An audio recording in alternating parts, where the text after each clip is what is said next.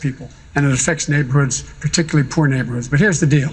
In that area, there's also another piece. 85% of it is something I helped negotiate, and that is the Paris Climate Accord. I would immediately rejoin that Paris Accord. I would make sure that we up the ante, which it calls for. I would be able to bring those leaders together who I know. I'd convene them in the White House like we did in the nuclear summit, and I would raise the standard. Thank you, I Mr. also Vice invest $400 billion Thank you, sir. in research for new alternatives to deal with climate change. Mr. Yang, and that's your bigger than any other person. The important number in Vice President Biden's remarks just now was that the United States is only 15% of global emissions. We like to act as if we're 100%, but the truth is, even if we were to curb our emissions dramatically, the Earth is still going to get warmer. And we can see it around us this summer. The last 4 years have been the 4 warmest years in recorded history. This is going to be a tough truth, but we are too late. We are 10 years too late. We need to do everything we can to start moving the climate in the right direction, but we also need to start moving our people to higher ground. And the best way to do that is to put economic resources into your hands so you can protect yourself and your families. I was challenged by the Vice President. May I be heard on this for a moment? Go ahead, Governor. Thank you very much. Look, these deadlines are set by science. Mr. Vice President, your argument is not with me, it's with science. And unfortunately, your plan is just too late. The science tells us we have to get off coal in 10 years. Yes. Your plan does not do that. We have to have off of fossil fuels in our electrical grid in 15. Your plan simply does not do that. I've heard you say that we need a realistic plan. Here's what I believe. No, I didn't say that. Here's what I believe. I believe that survival is realistic, and that's the kind of plan we need, and that's the kind I have. My plan calls for 500,000 charging stations around the country, so by 2030, we're all electric vehicles. My plan calls for making sure that we have $400 billion invested in technology to learn how to contain what we're doing, creating 10 million new jobs. We will double offshore wind. We will end any subsidies for coal or any other fossil fuel. But we have to also engage the world while we're doing it. We have to walk and chew gum at the same time. Thank you, Mr. Vice President. Just to clarify, would there be any place for fossil fuels, including coal and fracking, in a Biden administration? No, we would work it out. We would make sure it's eliminated and no more subsidies for either one of those, any fossil fuel. We cannot work it out. We cannot work this out. The time is up. Our house is on fire. We have to stop using coal in 10 years. And we need a president to do it or it won't get done. Get off coal, save this country and the planet. That's what I'm for. Senator Harris, your response? I mean, I have to agree with Governor Inslee, and I'm going to just paraphrase one of your great sayings, Governor, which is we currently have a president in the White House who obviously does not understand the science. He's been pushing science fiction instead of science fact. The guy thinks that wind turbines cause cancer, but what in fact they cause is jobs. And the reality is that I would take any Democrat on this stage over the current president of the United States, who is rolling it back to our collective peril. We must have and adopt a Green New Deal. On day one as president, I would re-enter us in the Paris Agreement and put in place so we would be carbon neutral by 2030. Thank you, Senator. I want to talk about that with Senator Gillibrand. You are co-sponsor of the Green New Deal, which includes the guarantee of a job with medical leave, paid vacations, and retirement security for everyone in America. Explain how that's realistic. So the first thing that I'm going to do when I'm president is I'm going to Clorox the Oval Office. The second thing I'm going to do is I will re-engage on global climate change. And I will not only sign the Paris Global Climate Accords, but I will lead a worldwide conversation about the urgency of this crisis. The greatest threat to humanity is global climate change. I visited a family in Iowa who water spewed into her home, Fran Parr. It tossed her refrigerator upend. All the furniture was broken, all the dishes were broken, and mud was everywhere. That is the impact of severe weather right now on families' lives. And so the truth is, we need a robust solution. When John F. Kennedy said, I want to put a man on the moon in the next 10 years, not because it's easy, but because it's hard. He knew it was going to be a measure of our innovation, our success, our ability to galvanize worldwide competition. He wanted to have a space race with Russia. Why not have a green energy race with China? Why not have clean air and clean water for all Americans? Why not rebuild our infrastructure? Why not actually invest in the green jobs. That's what the Green New Deal is about. Thank you. Not only will I pass it, but I will put a price on carbon to make market forces help us. Thank you, Senator. Congresswoman Gabbard, you are not a co-sponsor of the Green New Deal. Please respond. Oh, first of all, this is personal. You can imagine I grew up in Hawaii, which is the most remote island chain in the world. So for us, growing up there, protecting our environment was not a political issue. It's a way of life. It's part of our culture. It's part of who we are. This is why, as a member of Congress, long before there was ever a Green New Deal, I introduced the most ambitious climate change legislation ever in Congress called the Off Fossil Fuels Act. That actually laid out an actionable plan to take us from where we are today to transition off of fossil fuels and invest in green renewable energy, invest in workforce training, invest in the kinds of infrastructure that we need to deal with the problems and the challenges that climate is posing to us today. Thank you, Congresswoman. Senator Booker, what's your response? Is the job guarantee in the Green New Deal realistic? I just want to take, first of all, a step back and say that I agree wholeheartedly with Governor Inslee. It's one of the reasons why Greenpeace ranks me and him at the top of this entire field of their candidates on climate. Close. Second, but close. You're just close. I want to say very clearly, thank you, man. Thank you. I'll try harder.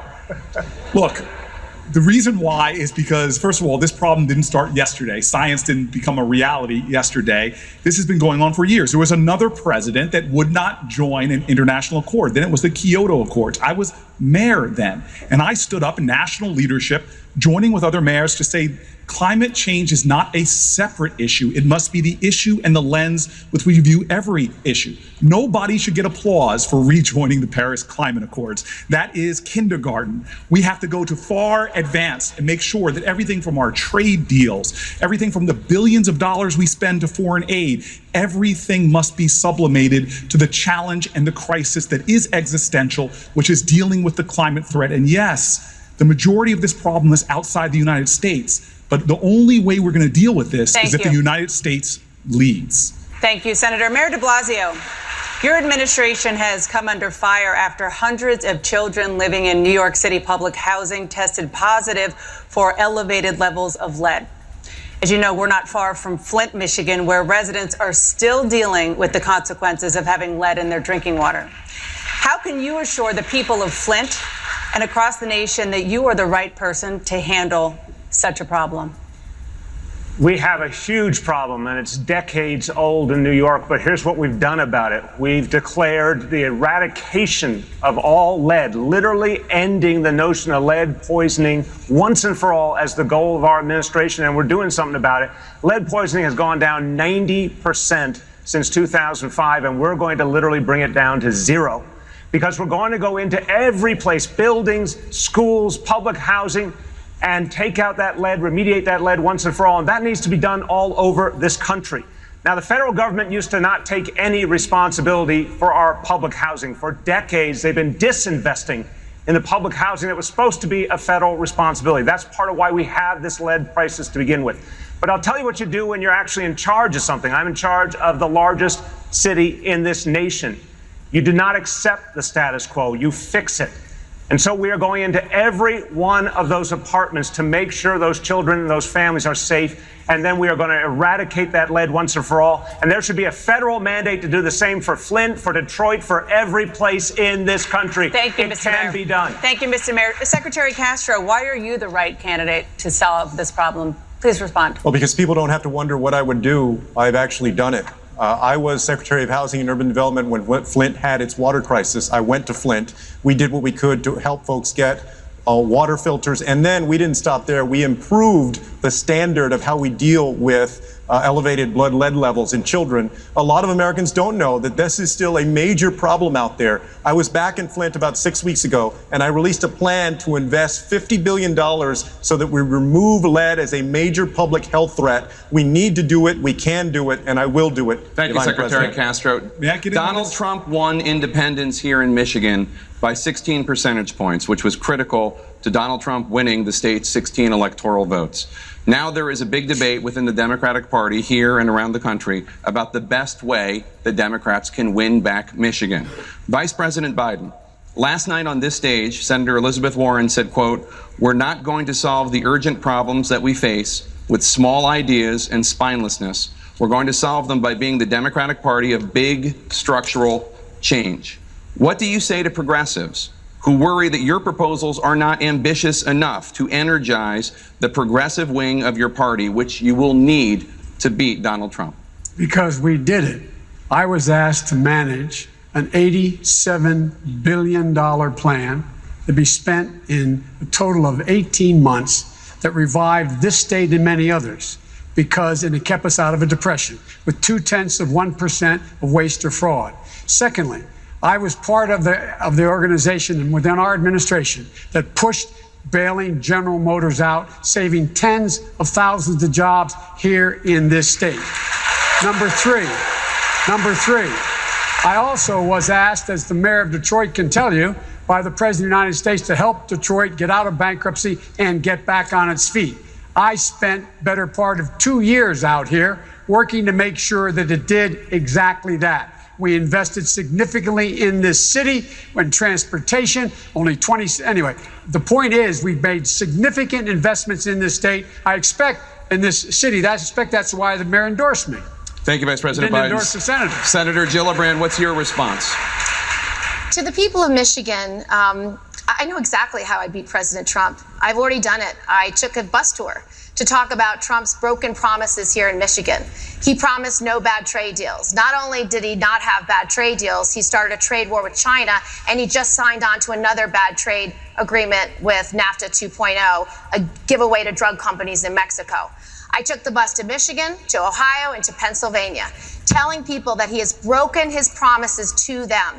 I lifted up their voices, I listened to their concerns, and I offered real solutions. And I've done this before. My first House district I ran in was a 2-to-1 Republican district. I won it twice, and I haven't lost an election since. So I can bring people together in red, purple, and blue areas. But more than that, I can get things done. Mr. Yang, in poll after poll, Democratic voters saying that having a nominee who can beat President Trump is more important to them than having a nominee who agrees with them on major issues. And right now, according to polls, they say the candidate who has the best chance of doing that, of beating President Trump, is Vice President Biden.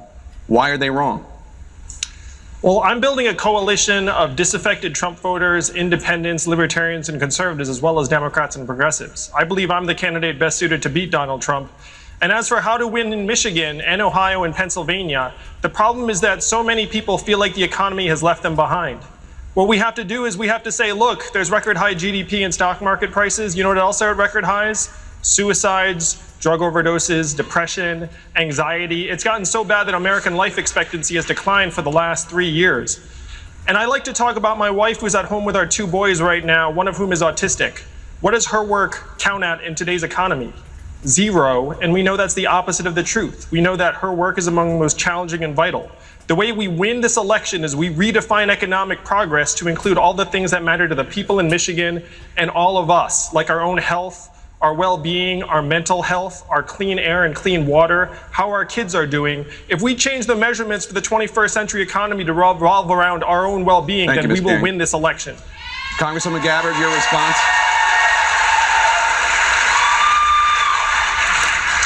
Donald Trump won this election because far too many people in this country felt like they've been left behind by both political parties, by self-serving politicians on both sides who are more interested in partisan politics than they are in actually fighting for the people.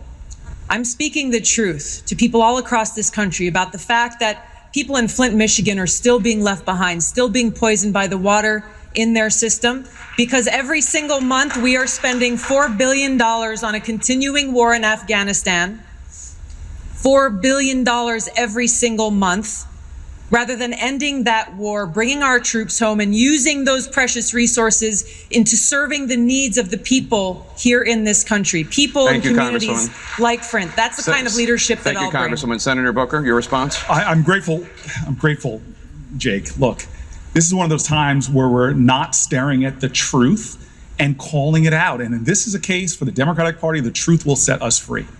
We lost the state of Michigan because everybody from Republicans to Russians were targeting the suppression of African-American voters.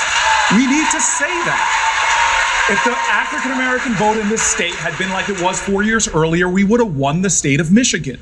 We need to have a campaign that is ready for what's coming. An all-out assault, especially on the most valuable voter group in the highest performing voter group in our coalition, which is Black women. And so I will be a person that tries to fight against voter suppression, that can activate and engage the kind of voters and coalitions that are going to win states like Michigan and Pennsylvania and Wisconsin. Thank you, Senator Harris.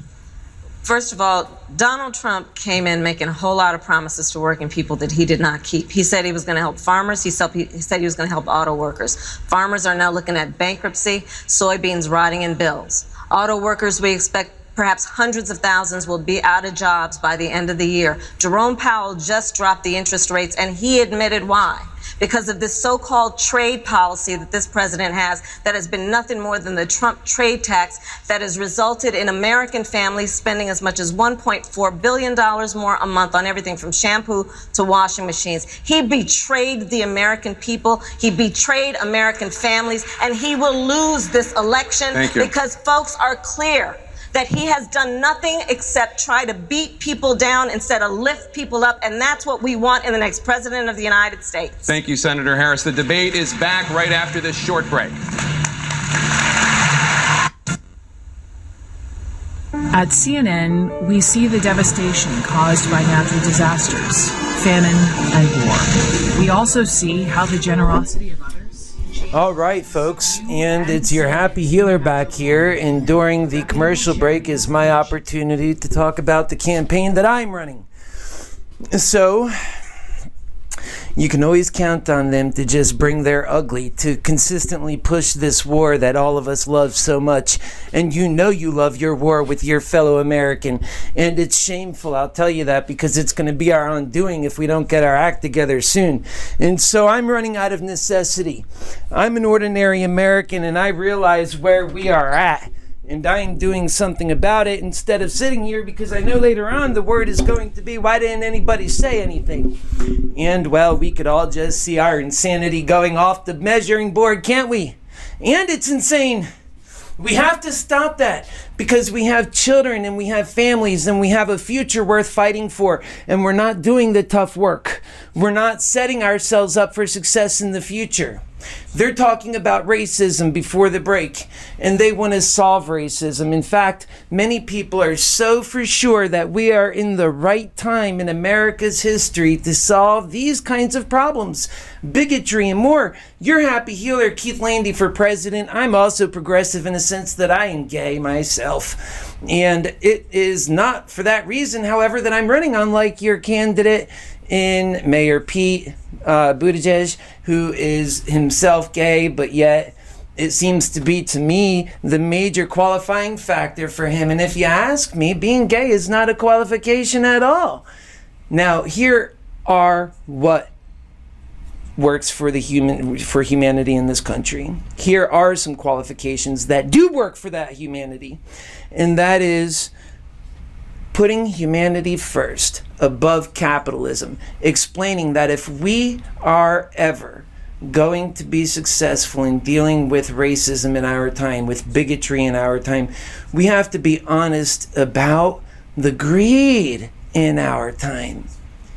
It's unacceptable, folks. You can't have your greed and still have all of these other things come through, because we're justifying people being homeless on the street and dying and not having health care. These are serious issues. I've lost my mother. I've lost my father and my brother too, if it wasn't enough, and then my sister-in-law, and I have seen death up close. I am just an ordinary American like yourself, and that is what we need, is somebody to speak on behalf of us, who has had our experience, the purity of the American experience, that knows the hell that we have been through, the civil war that they're stoking on us to divide us. And they never give us a full plate, do they? They never actually make that plan quite attainable, to get all of those human right issues just correct for the humanity in this country. And that's why I say in my campaign, we're going full stop, because we can, and because humanity matters.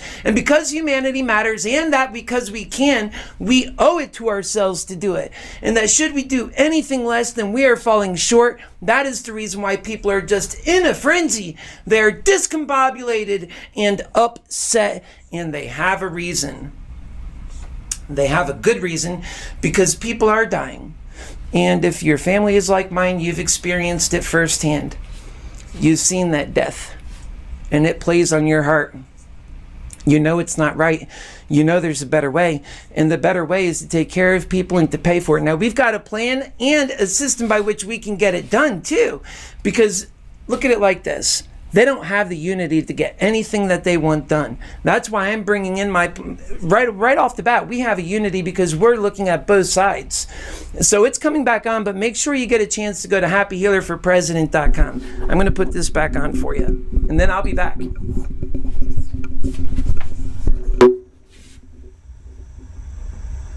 Historic lows, including for Latinos and African Americans. You have all outlined plans, but you in particular that could end up raising taxes. How can you guarantee that won't hurt the economy? Well, first of all, there are a lot of Americans right now that are hurting. Just go and ask the folks that just received notice that they're going to get laid off by General Motors, or ask the many folks who are sleeping on the streets in big cities and small towns across the United States, or ask fast food workers that I joined a couple of weeks ago that are working for minimum wage and can't provide for their families or pay the rent. So the idea that America is doing just fine is wrong. Not only that, this president always likes to take credit, like he did this. We've now had about 105 straight months of positive job growth, the longest streak in American history. Over 80 months of that was due to President Barack Obama. Thank you, Barack Obama. Thank you, Barack Obama.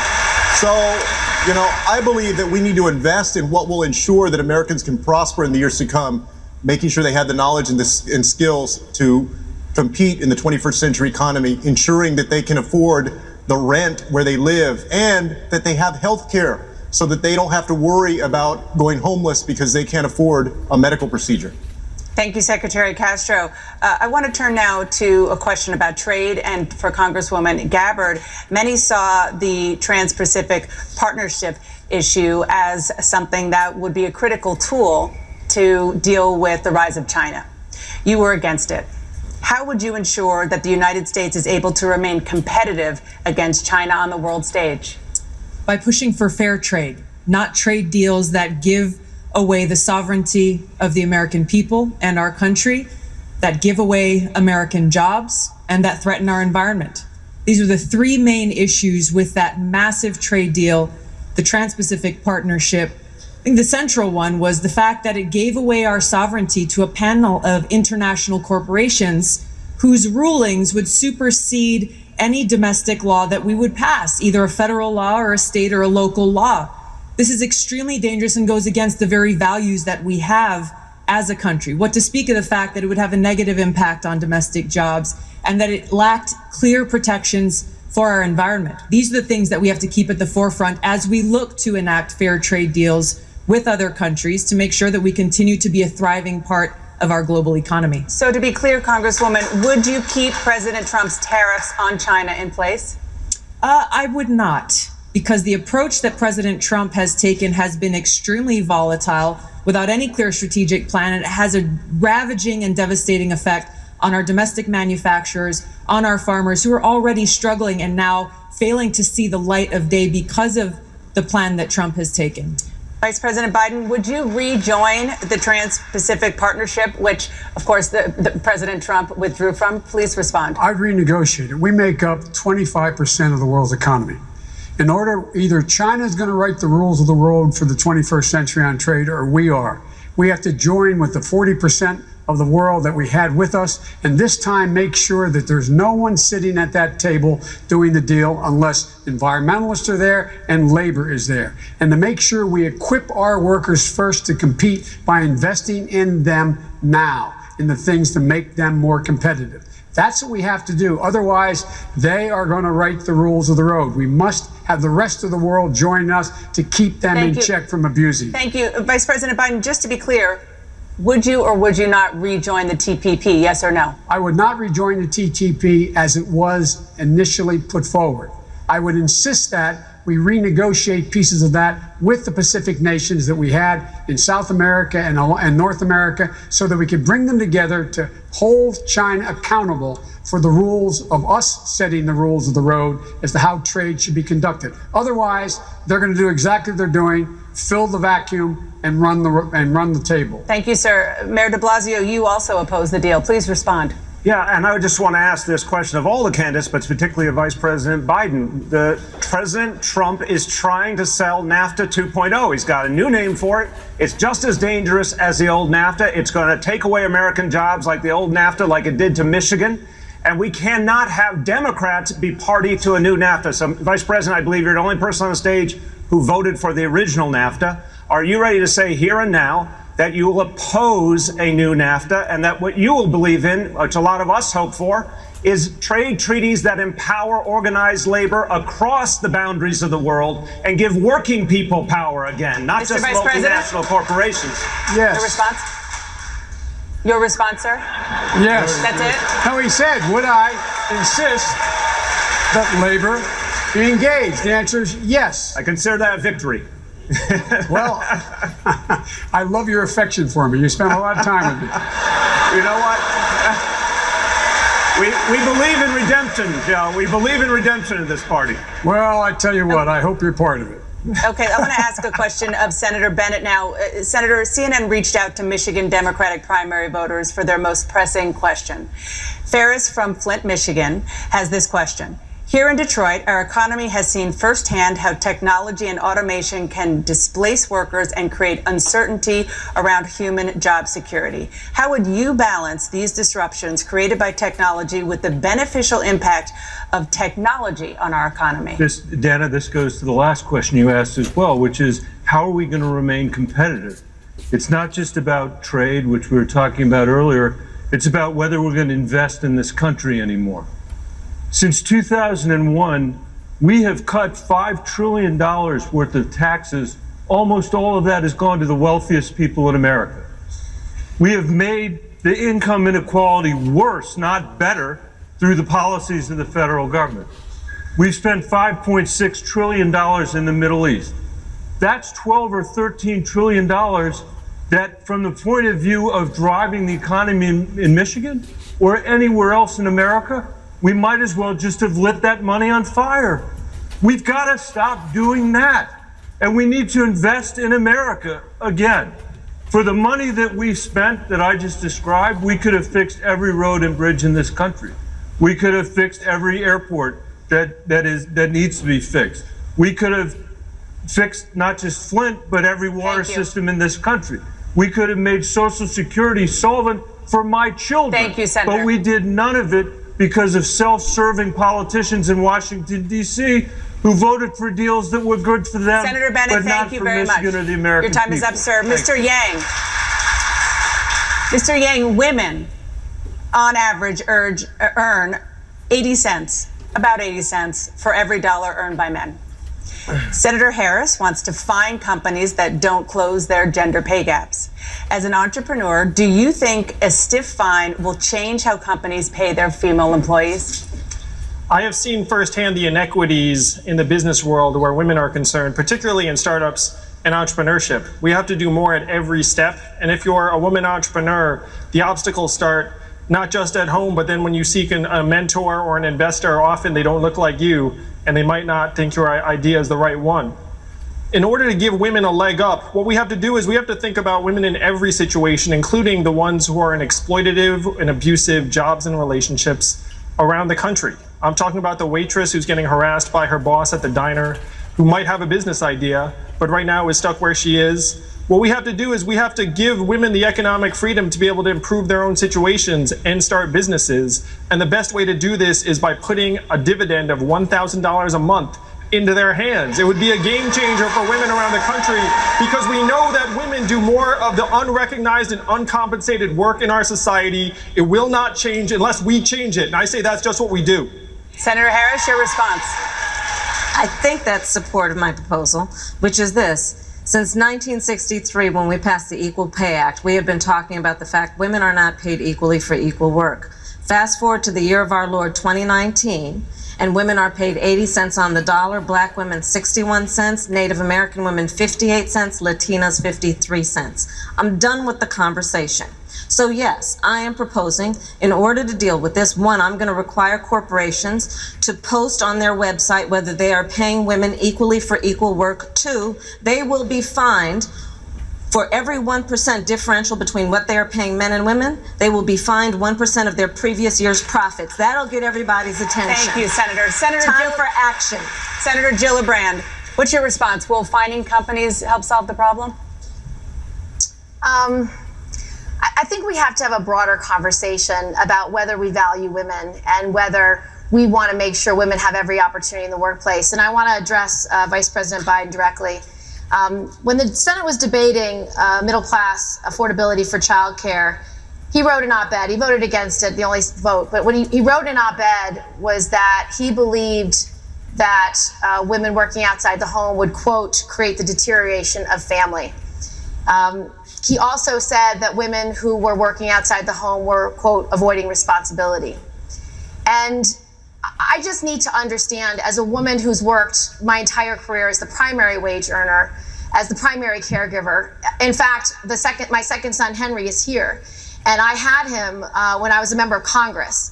So under Vice President Biden's analysis, am I serving in Congress resulting in the deterioration of the family because I had access to quality, affordable daycare? I just want to know what he meant when he said that. That was a long time ago, and here's what it was about. It would have given people making today $100,000 a year a tax break for childcare. I did not want that. I wanted the child care to go to people making less than $100,000, and that's what it was about. As a single father, who in fact raised 3 children for 5 years by myself, I have some idea what it costs. I support making sure that every single solitary person needing child care get an $8,000 tax credit now. That would put 700,000 women back to work, increase the GDP by almost 0.8%. It's the right thing to do. If we can give tax breaks to corporations for these things, why can't we do it this way? But Mr. Vice President, you didn't answer my question. What did you mean when you said when a woman works outside the home, it's resulting in, quote, the deterioration of family? No, that we are avoiding, these are quotes, it was the title of the op-ed. No. And that just causes concern for me because we know America's women are working. 4 out of 10 moms have to work. They're the primary or sole wage earners. They actually have to put food on the table. 8 out of 10 moms are working today. Most women have to work to provide for their kids. Many women want to be working to provide for their communities and to help people. Let the Vice President either you respond. don't believe it today, or what did you mean when you said it In then? the very beginning, my deceased wife worked, but we had children. My present wife has worked all the way through raising our children. The fact of the matter is, the situation is one that I don't know what's happened.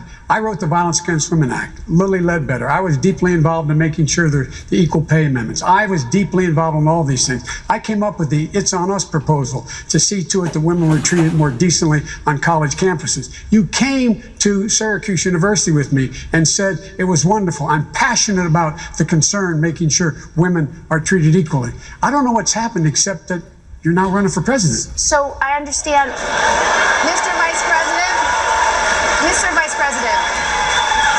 I respect you deeply. I respect you deeply. But those words are very specific. You said women working outside the home would lead to the deterioration of family. My grandmother worked outside the home. So my mother worked outside the home. And Thank you, Senator Gillibrand. So, well, he has. I want to bring Senator Harris Either into he this no conversation. longer believes it. I mean, I just think he needs to. I never believed it. Thank you, Okay. Senator Harris. Please respond. Well, listen, I mean, talk about now running for president and you change your position. On the Hyde Amendment, Vice President, where you made a decision for years to withhold resources to poor women to have access to reproductive health care, and including women who were the victims of rape and incest. Do you now say that you have evolved and you regret that? Because you've only, since you've been running for president this time, said that you in some way would take that back, or you didn't agree with the decision that you made over many, many years. And this directly impacted so many women in our country. And I personally prosecuted rape cases and child molestation cases. And the experience that those women have, those children have, and that they would then be denied the resources. Senator. Let the Vice President respond, I think is unacceptable. The fact is that the senator knows that's not my position. Everybody on this stage has been in the Congress, and the Senate or House has voted for the Hyde Amendment at some point. The Hyde Amendment in the past was available because there was other access for those kinds of services provided privately. But once I wrote the legislation making sure that every single woman would in fact have an opportunity to have health care paid for by the federal government, everyone, that could no longer stand. I support a woman's right to choose. I support it's a constitutional right. I've supported it. I will continue to support it. And I will in fact move as president to see to that the Congress legislates that is the law as well. Well, why did it take you so long to change your position on the Hyde Amendment? Why did it take so long until you were running for president to change your position on the Hyde Amendment? Because there was not full federal funding for all reproductive services prior to this point. Okay.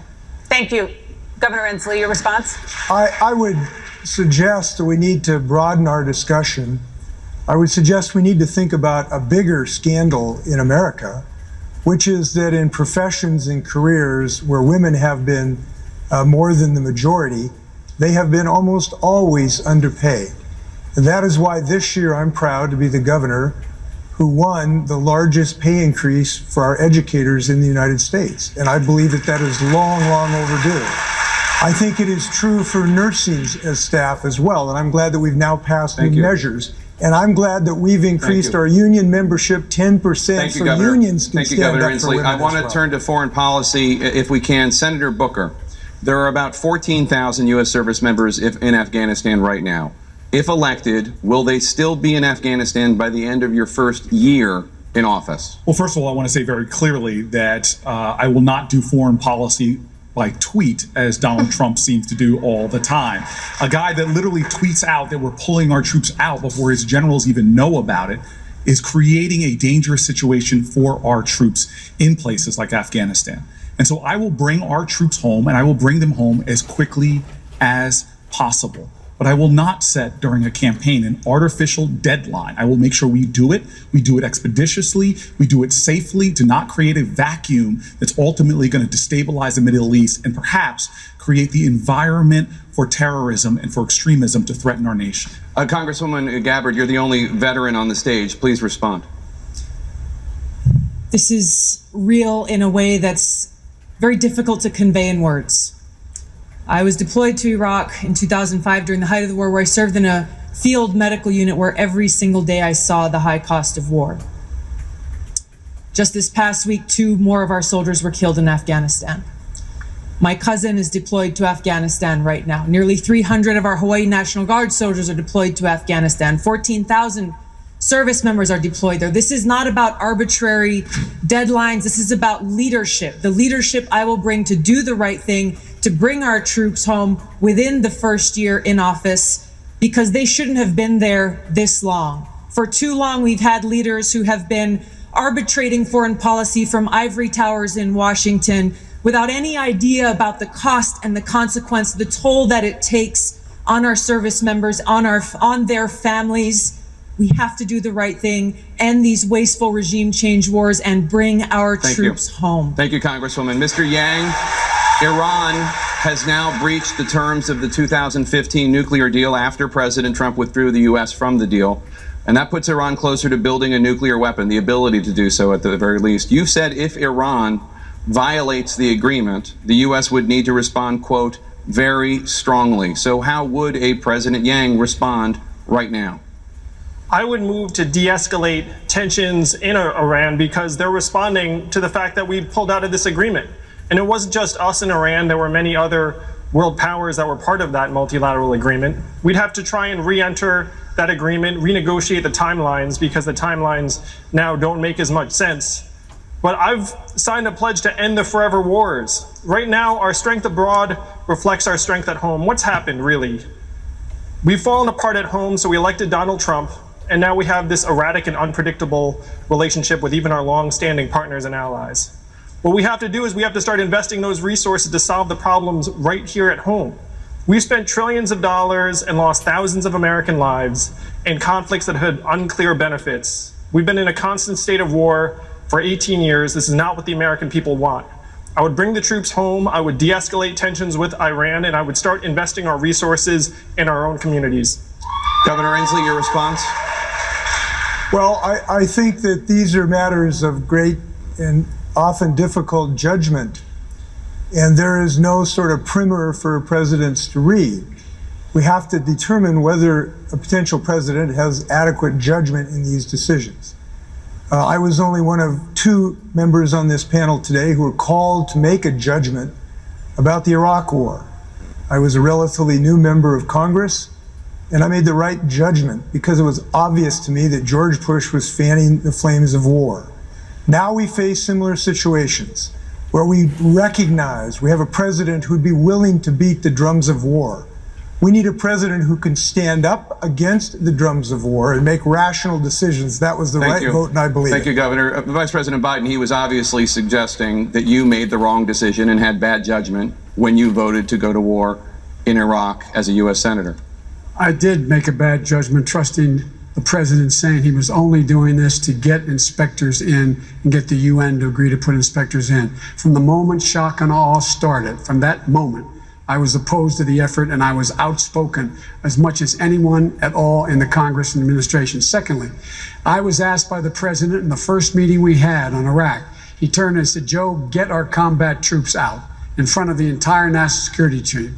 And one of the proudest moments of my life was to stand there in Afwa Palace and tell everyone that we're coming, all our combat troops are coming home. I opposed the surge in Afghanistan. This long overdue, we should have not, in fact, gone into Afghanistan. Thank you. Mr.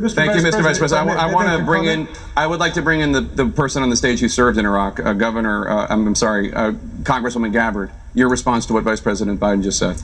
We were all lied to. This is the betrayal. This is the betrayal to the American people, to me, to my fellow service members. We were all lied to, told that Saddam Hussein had weapons of mass destruction, was working with Al-Qaeda, and that this posed a threat to the American people. So I enlisted after 9/11 to protect our country, to go after those who attacked us on that fateful day, who took the lives of thousands of Americans. The problem is that this current president is continuing to betray us.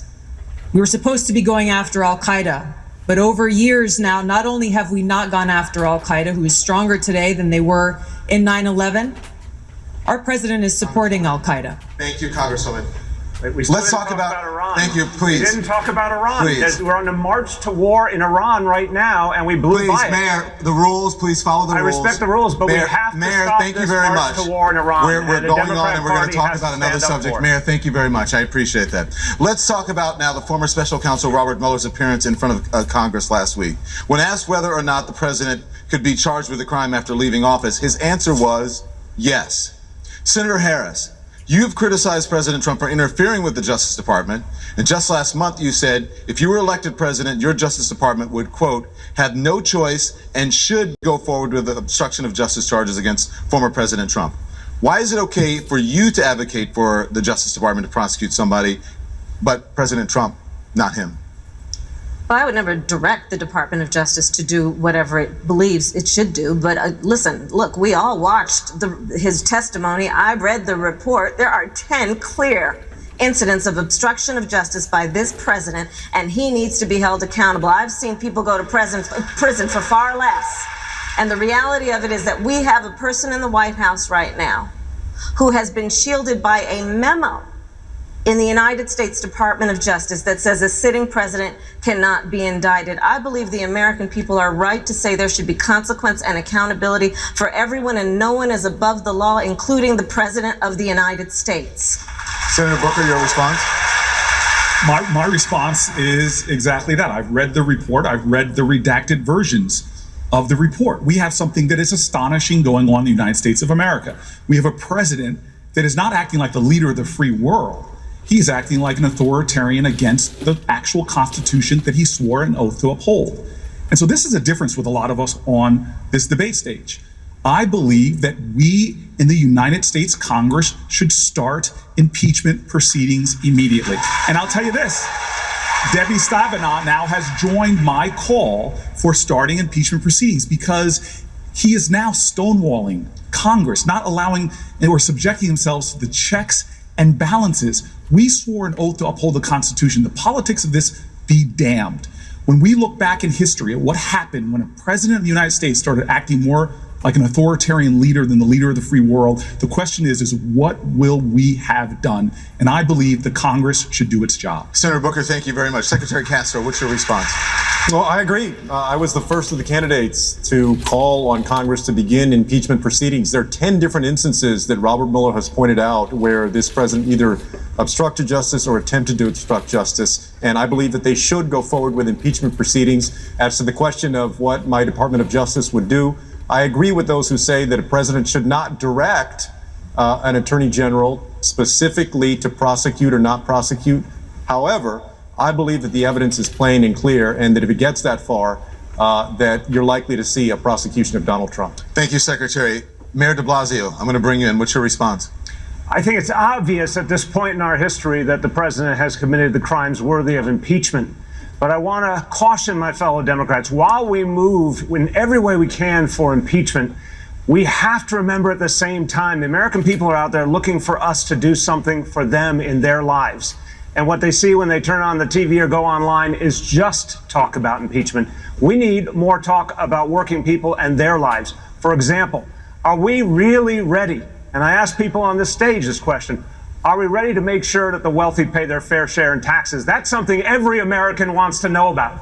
That's something they want answers to right now. So yeah, move for impeachment, but don't forget to do the people's business and to stand up for working people, because that's how we're actually going to beat Donald Trump. The best impeachment is beating him in the election of 2020. Mayor, thank you very much. Senator Bennett, how do you respond to this conversation? I think, look, as we go forward here, we need to recognize a very practical reality, which is that we are 4 months away. We've got the August recess, then we are 4 months away from the Iowa caucuses. And I just want to make sure whatever we do doesn't end up with an acquittal by Mitch McConnell in the Senate, which it surely would, and then President Trump would be running saying that he had been acquitted by the United States Congress. I believe we have a moral obligation to beat Donald Trump. He has to be a single-term president, and we can't do anything that plays into his hands. We were talking earlier about climate up here. It's so important. Donald Trump should be the last climate denier that's ever in the White House. Senator Bennett, thank you very much. Secretary Castro, please respond. But we need to be smart about how we're running, or we're going to give him a second term. Please, we can't do it. Well, let me first say that I really do believe that we can walk and chew gum at the same time. All of us have a vision for the future of the country that we're articulating to the American people. We're going to continue to do that. We have an election coming up. At the same time, Senator, I think that too many folks in the Senate and in the Congress have been spooked by 1998. I believe that the times are different. And in fact, I think that folks are making a mistake by not pursuing impeachment. The Mueller report clearly details that he deserves it. And what's going to happen in the fall of next year, of 2020, if they don't impeach him, is he's going to say, you see, the Democrats didn't go after me on impeachment. And you know why? Because I didn't do anything wrong. These folks that always investigate me, they're always trying to go after me. When it came down to it, they didn't go after me there because I didn't do anything wrong. Conversely, if Mitch McConnell is the one that lets him off the hook, we're going to be able to say, well, sure, they impeached him in the House, Castro, but his friend Mitch McConnell, Moscow Mitch, let him off the hook. Senator Bennett, please respond. I don't disagree with that. You just said it better than I did. We have to walk and chew gum at the same time. It is incredibly unusual for members of Congress to be able to do that. And I'm glad that Secretary Castro has the ambition. My brother can. He's here That's tonight. What I was going to say. It's your brother that's giving you that good feeling about the Congress. That's what we should do. Thank you, Senator. Thank you, gentlemen. The debate continues right after this.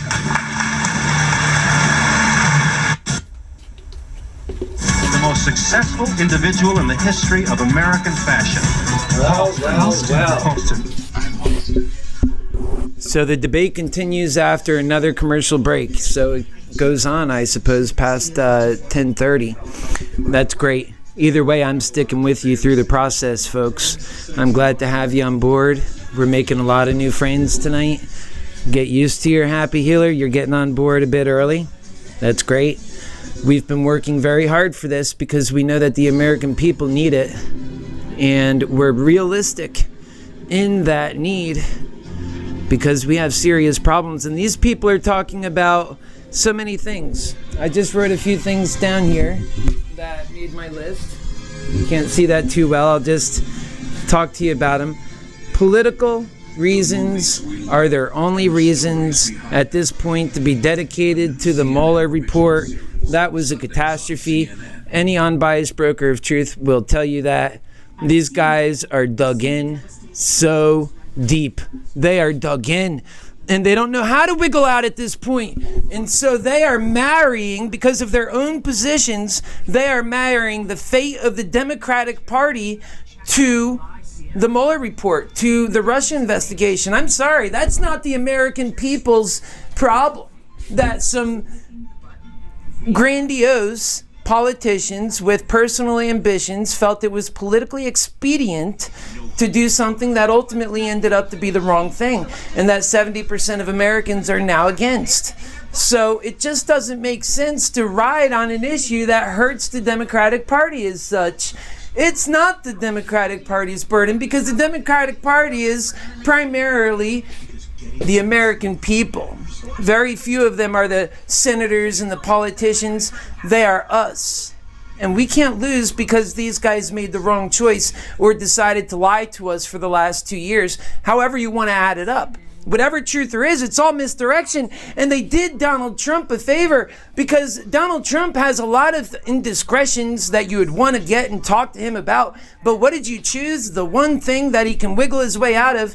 Indeed, it's misdirection.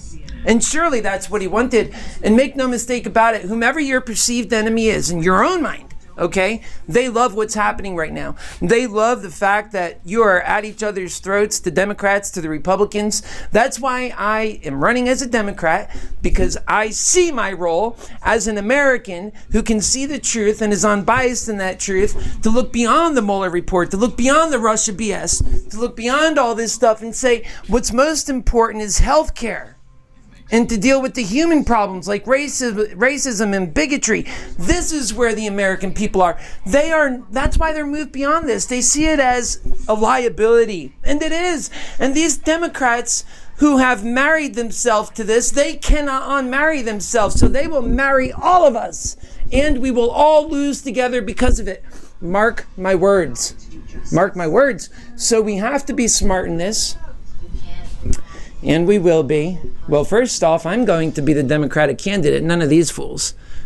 They're just wasting time up there, because once I get going, and I'm going to tell you a few things that we've got going on. First off, let me tell you a little bit about myself. I'm a 40-year-old gay man.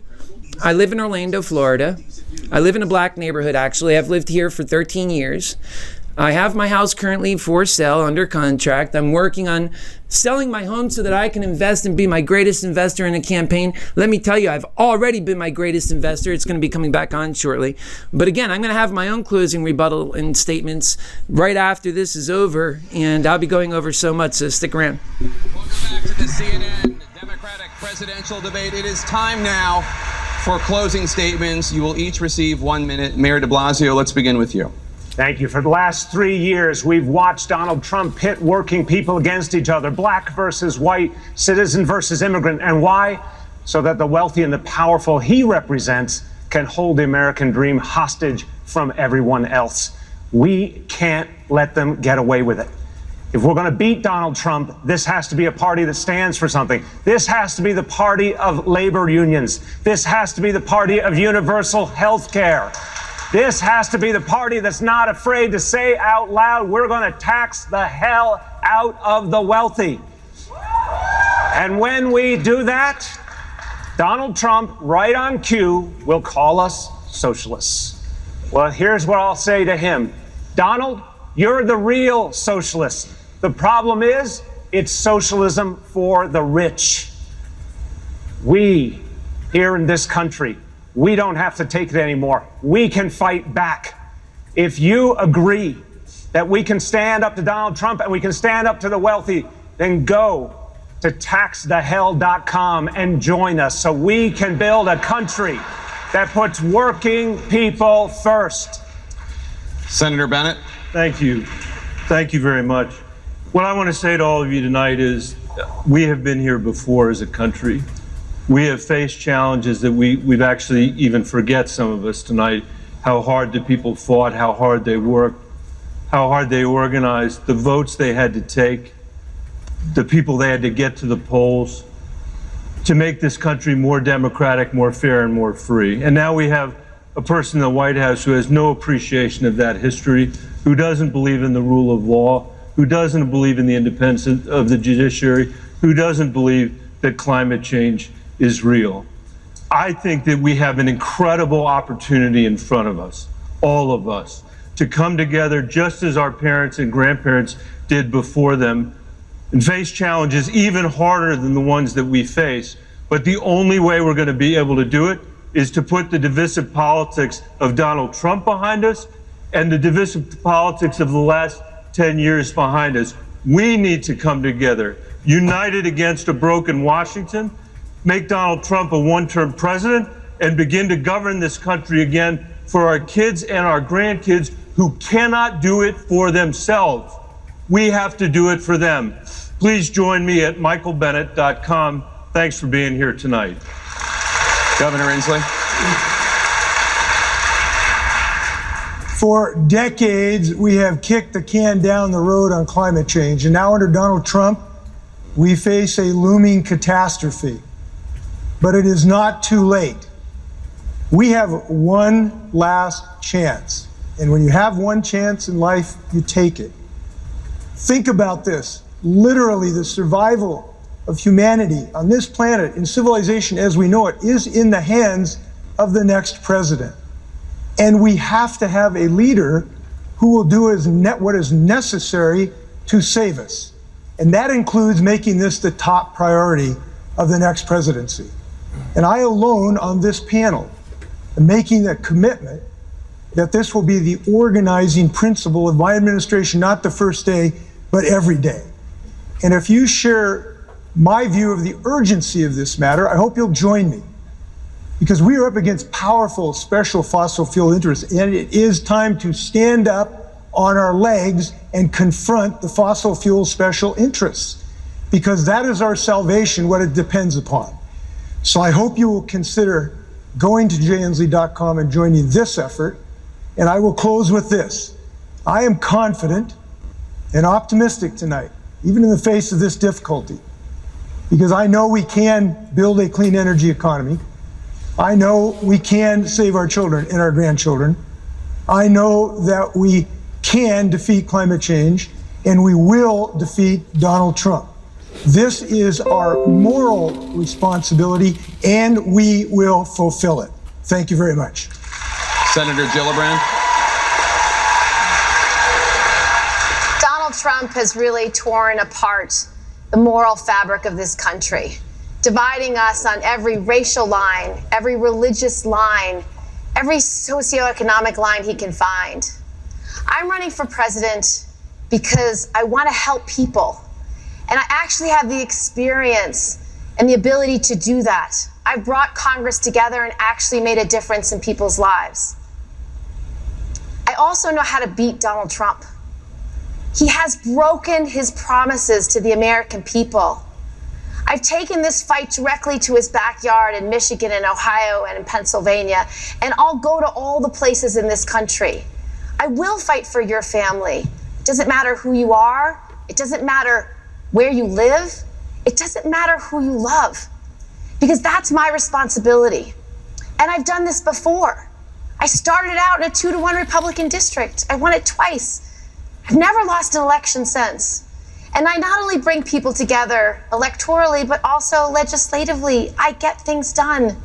So we need a president who's not afraid of the big challenges, of the big fights. There is no false choice.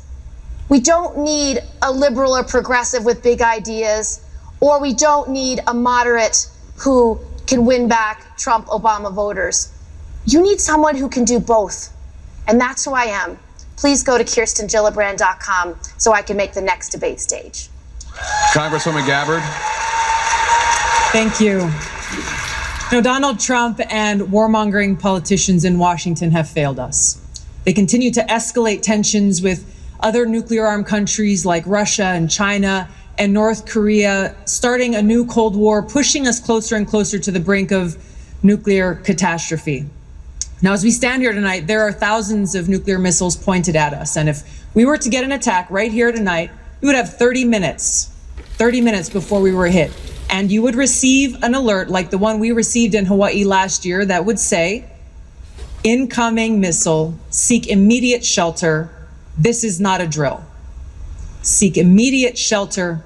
This is not a drill. And you would see, as we did, as my loved ones in Hawaii did, there is no shelter.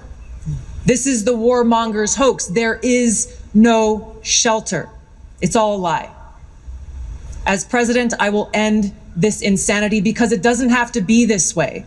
I will end these wasteful regime change wars, work to end this new Cold War through the use of diplomacy to de-escalate these tensions and take the trillions of dollars that we've been wasting on these wars and on these weapons and redirect those resources into serving the needs of our people right here at home. Things like health care for all, making sure everyone in this country has clean water to drink and clean air to breathe, investing in education, investing in our infrastructure. The needs are great. As your president, I will put your interests above all else.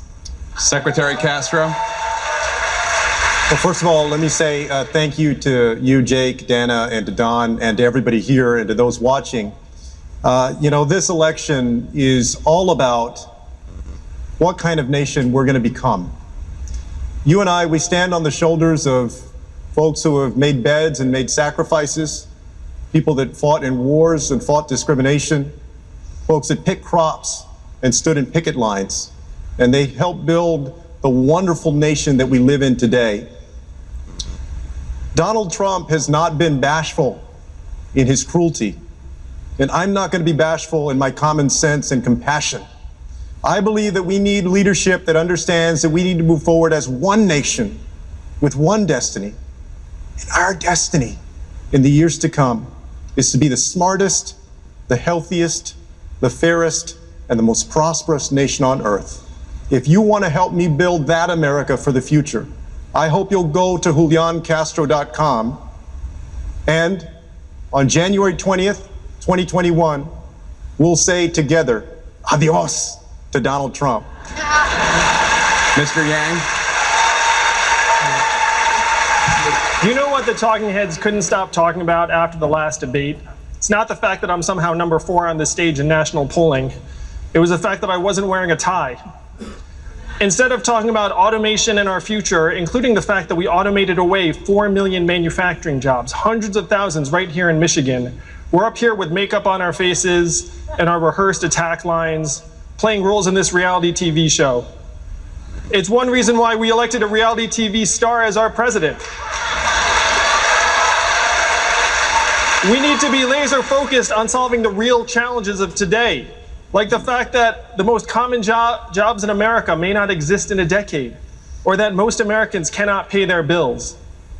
My flagship proposal, the Freedom Dividend, would put $1,000 a month into the hands of every American adult, be a game changer for millions of American families. If you care more about your family and your kids than my neckwear, enter your zip code at yang2020.com and see what $1,000 a month would mean to your community.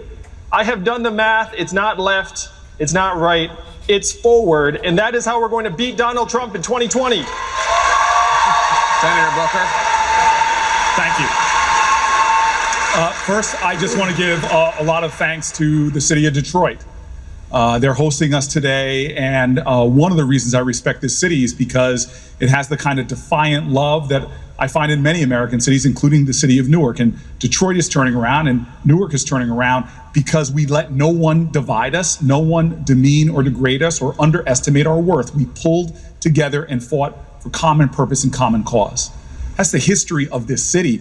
My mom is sitting there, who was born in the city of Detroit, born to a guy that was a UAW worker, my grandfather, who pulled his family out of poverty in the Depression. My grandmother joined him. She was really entrepreneurial, opened a pool hall and a laundromat right here in this city.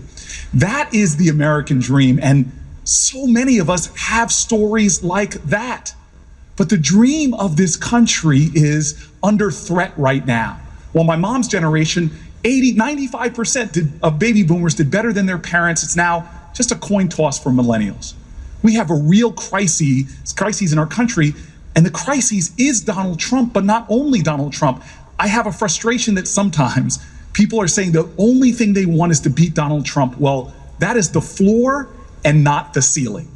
The way we beat Donald Trump is not just focusing on him. He wants to take all the oxygen out of the room. It's when we start focusing on each other and understanding that our common bonds and our common purpose to address our common pain is what has saved us before. It's what's going to save us now. That is the kind of leader that I am going to be as President of the United States, not just uniting the Democratic Party, but making sure that we put more indivisible back into this one nation under God. And if you believe like I do, please go to CoryBooker.com and join the mission. Senator Harris. So in my background as Attorney General of California, I took on the big banks who preyed on the homeowners, many of whom lost their homes and will never be able to buy another. I've taken on the for-profit colleges who preyed on students, put them out of business. I've preyed on transnational criminal organizations that have preyed on women and children. And I will tell you, we have a predator living in the White House. And I'm going to tell you something. Donald Trump has predatory nature and predatory instincts. And the thing about predators is this. By their very nature, they prey on people they perceive to be weak. They prey on people they perceive to be vulnerable. They prey on people who are in need of help, often desperate for help. And predators are cowards. What we need is someone who is going to be on that debate stage with Donald Trump and defeat him by being able to prosecute the case against 4 more years. And let me tell you, we've got a long rap sheet. We're looking at someone who passed a tax bill benefiting the top 1% and the biggest corporations in this country when he said he would help working families. We've got a person who has put babies in cages and separated children from their parents. We have someone who passed a so-called trade policy that was trade policy by tweet and has resulted in a tax on American families. So we must defeat him and then, in turning the page, write the next chapter for our country. And that has to be written in a way that recognizes what wakes people up at 3 o'clock in the morning. And that is my agenda, the 3 a.m. agenda that is focused on getting folks the jobs they need, getting their children the education they need, making sure they have the health care they need and the future they deserve. So please join me at KamalaHarris.org, and I thank you for your time. Vice President Biden. Thank you. Thank you very much. And thank you, Mr. Mayor, for Detroit hosting this. Look, I've said it many times, and I think everyone agrees with this. We're in a battle for the soul of America. This is the most consequential election any one of you, no matter how old or young you are, has ever participated in. 4 more years of Donald Trump will go down as an aberration. Hard to overcome the damage he's done, but we can overcome it. 8 more years of Donald Trump will change America in a fundamental way. The America we know will no longer exist. Everybody knows who Donald Trump is. We have to let him know who we are. We choose science over fiction. We choose hope over fear. We choose unity over division. And we choose the idea that we can, as Americans, when we act together, do anything. This is the United States of America. When we've acted together, we have never been unable to overcome whatever the problem was. If you agree with me, go to Joe 30330 and help me in this fight. Thank you very much. Candidates, thank you so much. Appreciate it. And stay with CNN for special coverage of tonight's debate. Anderson Cooper and Chris Cuomo are coming up. Well. So, what do we have here, huh? These guys that finally got done spewing their stuff, which is great news because now I get to tell you guys what really matters. Let's talk about this. They've been talking my ears off I've been hardly able to contain myself. Everything from the Mueller report to healthcare to racism. Castro's talking about what kind of nation will we become. I'm going to talk about that too. And the smartest healthcare and prosperous America.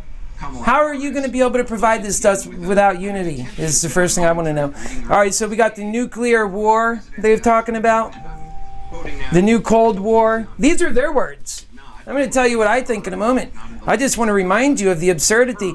And then you have Joe Biden, who's the favorite right now. And what is he talking about? Joe Biden is, to me, a very unique candidate. He's got all this support only because he says not to have fear, hope over fear. But isn't he the choice Democrats are going to just because they fear they need somebody who's traditional? That's not New Hope. What is that? That's the same old. That's why many people like me who are moderates, and you would pay to listen to me, especially if you are more on the left, because you're listening to ideas that moderates won't accept, and they are leaving our party in the droves. And if we don't accept that that is happening inside our minds, the real truth, the unbiased truth, then we're going to pay for that. He talked about unity and division, but yet he stokes division and disunity. And I'm going to talk about that. All right, so all of them talk about jobs, because never forget your role in this life. And I'm going to say this very clearly. This is really why I'm running. Never forget your role in this life, and it's to be a human robot. Because we live in the year 2019, and that if we had the courage, we could right now provide an atmosphere for everybody to have an income for all, to have their sustenance. We have the riches. We are 25% of the global economy. We have the ability. We can provide for our own citizens. Oh, yes, we can. Being 25% of the global economy. You've heard all of those numbers they were bringing up, but they didn't talk about just how massively wealthy America is and just how bad it is at taking care of its citizens. They acknowledge half of Americans live paycheck to paycheck, yet do nothing about it. They tell you that the answer is that you get your purpose and your value from your job, with the exception of Yang. Yang understands we're headed into a new future. At least he gets that a lot of our jobs are going to yesterday. And while Trump, he's trying to bring the past back. And many Democrats, they're just trying to augment the past. By that, I will explain exactly what I mean in a moment. Now, look at Trump. He's opening factories that you put human beings into when alternatively you can, because they want jobs, but you can build factories that have robots and you don't need the human beings in those factories. Well, what would we do about jobs then? Because we all need jobs. You need a job even at the expense of progress. That's what we're doing, and that's what I mean by augmenting the history instead of allowing ourselves to go into the natural future of technology. And that's God's plan in my view. So if you love God like I do, and I love God, then you are having faith in His plan. This is His reality. This is His truth. We are negating the fact that history has told us all through human history, we have progressed, and it has been a natural progression, hasn't it? Nothing seems to have been able to stop it. So while we are augmenting the past and figuring out ways to just not move forward, and with our Civil War, we're just so focused on not going forward, I'm telling you who are the biggest winners out of all of this. It's not the American individual. It's the globalist, it's the billionaire, people who have their eyes set on taking over the world, global domination and commerce. Usually they use business to get that done. So that's the individual who is happy. Earlier I said, whoever you see your perceived enemy as being, certainly they're happy that you're at each other's throats. And this is why. They don't want you to have a life worth living. They want you to be sub-citizens, subhuman. And then they tell you, oh, well, we should solve racism. But they insist on their greed. They say we can't take care of humanity even though we can afford it, even though we can do it. Why is it that so many people in America, they can't live their fate? But yet you have people that are well off, they can start living their fate right off the bat. You want to be a doctor, you want to be a lawyer, or you just want to serve humanity and be a monk. For crying out loud, we have so many desires inside of our hearts, inside of our minds. We want to serve humanity and we don't get that chance. It's a privilege to serve humanity. When you serve humanity, you become alive and you just love every bit of life. And that's what we're supposed to be doing. And when you're serving humanity and living life like that, that's when all of our lives get better. We're not just merely getting by working paycheck to paycheck, and that our purpose and value, in the year 2019 comes from our jobs that could be otherwise done by robots. That's not purpose and value. That's in vain. That's taking human time out of their families, out of their ability to create and serve back to humanity the way that they see their fate being between them and their maker. And then you have people on the right. And they talk about, oh yes, a woman's right to choose is the wrong way to talk about this argument because really it's a matter of humanity. And we have to be for the human spirit, life, God. And so we can't have abortion. And I would tend to agree with that as your humanities candidate, and that I'm consistent on humanities. You have to be consistent. None of these guys are consistent, actually. And you know that a lot of the people are just backing and supporting because the parties aren't consistent, so how can the supporters be consistent? They're just going with the political thing. And so we got to stop that, and we have to do what's right. We have to do what's right for our future, and we have to do what's right about building a coalition, a true unity. How are you ever going to get a unity if you don't respect the ideologies on both sides? Remember, the progressives on the left side, they want health care for all, and like I said earlier, they have worked themselves up into a frenzy, even if they can't put their finger on it exactly and say what the hell is wrong. They know it's wrong. And yes, they are sowing a lot of confusion and division in our world, in our country, and we're allowing it. We love our civil war. We want our soft civil war. However, when it turns hot, which it very well may, a lot of people are prepared for that. They want that to happen. And when that happens, which I think it's only a matter of time unless we change our ways, because people are only getting more mad. You just recently had a kid shoot some people up and say he did it because he was mad. Everybody's mad. They're treating each other so awful. Remember, young people, this is your world. I'm a 40-year-old guy too, and I look quite young for my age. Let me tell you, we have to start doing things now, or we're going to be in a very dangerous world. Let's talk about some of the threats. If you listen to some people, they'll tell you that in 12 years from now, we're going to be in a catastrophe beyond repair. Okay?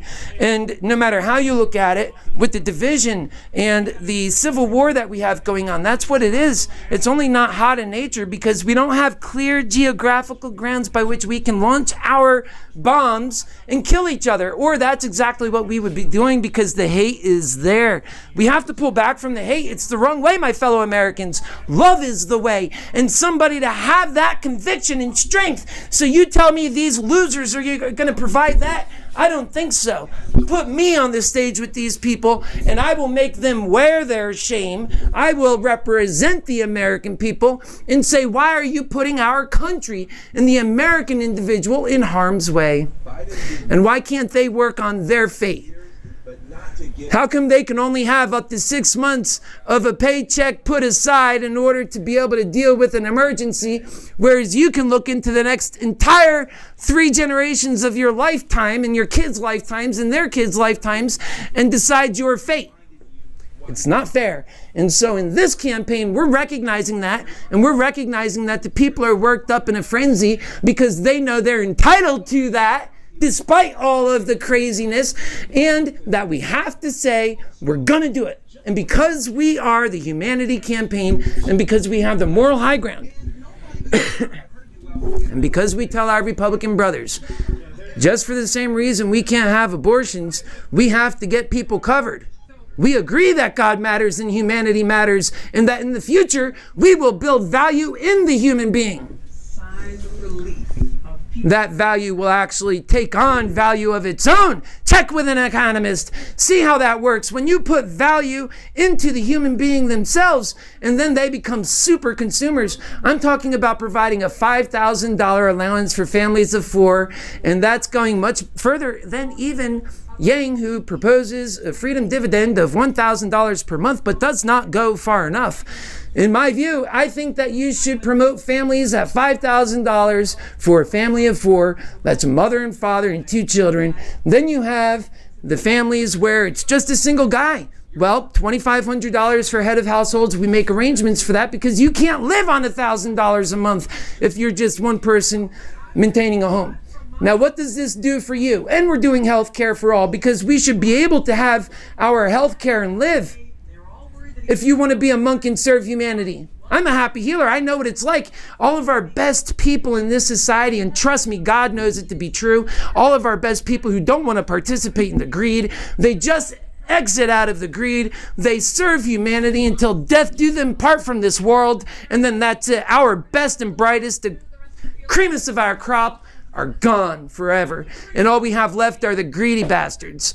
We're going to talk about that in this campaign. They're not talking about it in their campaigns because they don't care. They love what they're doing to us, the American people.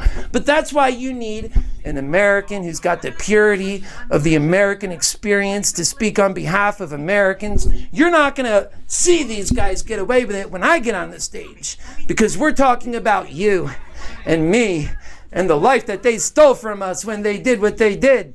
That's what we're talking about. Now, I'd like to put on for you a short 5-minute video. And I'm going to come back. I want to finish this out.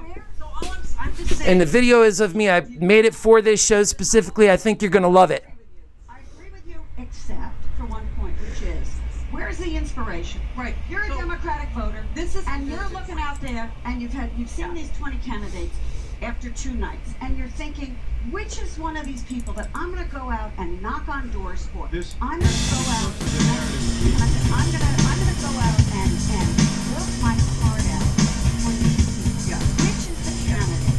I think first of all, I think Cory Booker won. Now stick with your happy healer, keep leading for president, and continue to be shocked in the most pleasant ways. We need true heart and leadership qualities that start with love and end with the right decisions in the moment that matters. The moment of truth.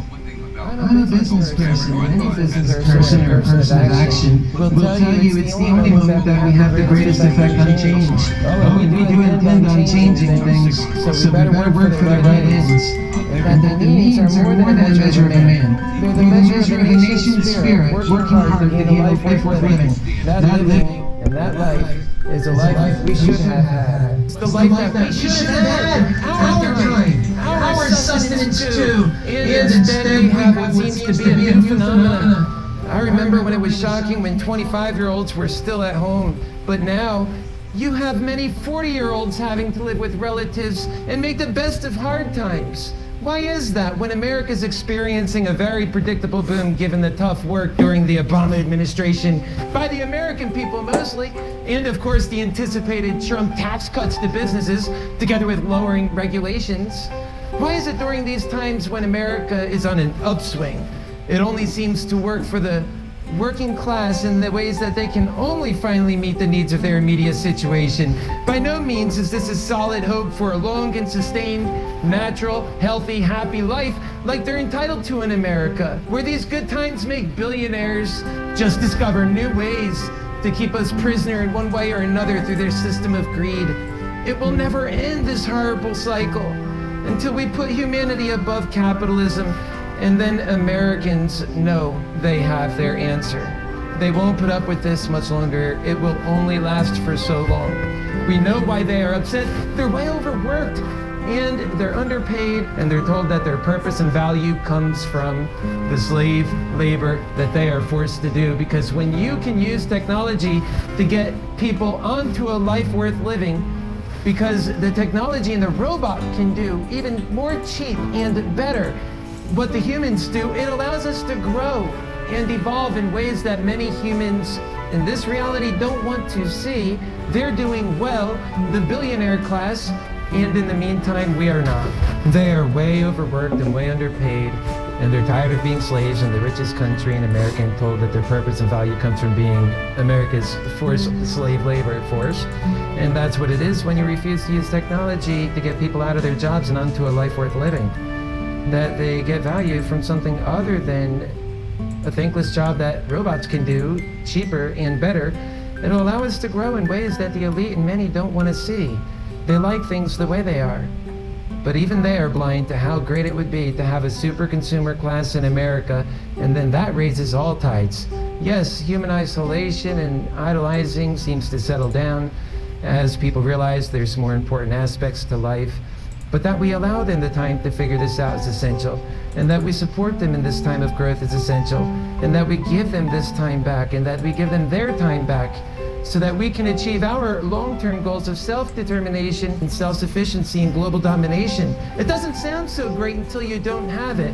And those who serve the righteous cause of life and freedom must be able to protect their very way of life, culture, and indeed, American culture, which is also under attack by an ungrateful and forgetful populace edged on by nefarious forces, not least concerned about the future of Americans, their happiness, or even their existence. I want to get things done for the American people. As so, we can do so much better in the future in ways that we seem to be addicted to failing now.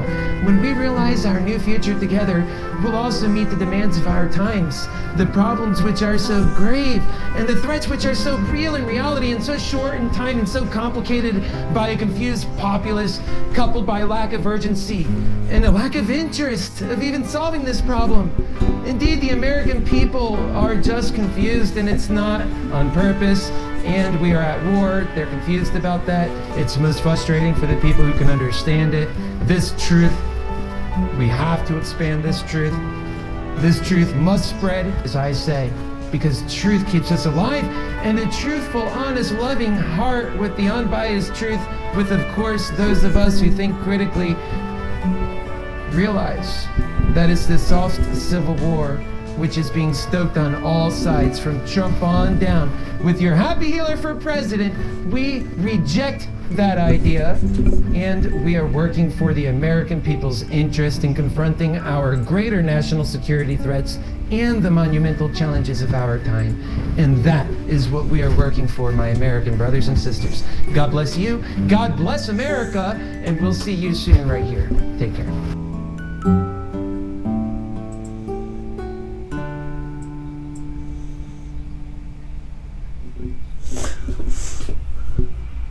All right, welcome back. And I want to just talk a bit about that. So I took my jacket off. I'm relaxed. I appreciate you guys being here with me tonight. And I'm going to go into a different gear because I want to cover a couple of things. And then I want to talk about a couple more candidates. Specifically, I want to talk about Mayor Pete. He's the other gay candidate in this race. And I know that these guys are wrong for America, and I know that compared to me, I can actually beat Trump. I don't have all the constraints of a politician either. I am free thinking. I'm so focused on the human spirit. I'm so focused on the human being. I know there's some things I say that trigger you. You're not used to a candidate like me. None of us are. Neither am I. But the truth is, this is exactly what this country needs. Because we haven't had anybody telling us the unbiased truth and what's right for our future sometimes doesn't align with what either party is saying, but rather that parts of each party, together with brand new ideas altogether and things that they never said in the first place, that should have been said, that used to be said all the time. I remember in the 90s when I was growing up, we were all going to be in a new future, in this technological future that actually arrived, but we did nothing about it. And many people on the right are afraid. They think that technology is the wrong way. It's almost like they're scared of their own shadow. I say be courageous in the moment.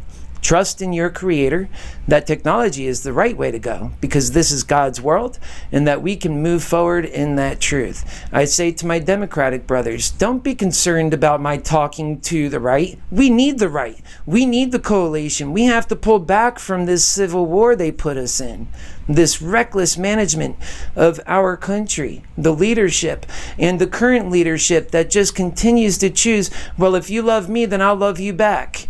And I know Trump, I voted for Trump. Put somebody forward who is part of Trump's voter class, who can talk to them people directly. That's why so many of them already support me. And I assure you, we need a unity. That's how I can bring a unity. That's why it's a realistic unity. And we're working on the things that matter to the humanity.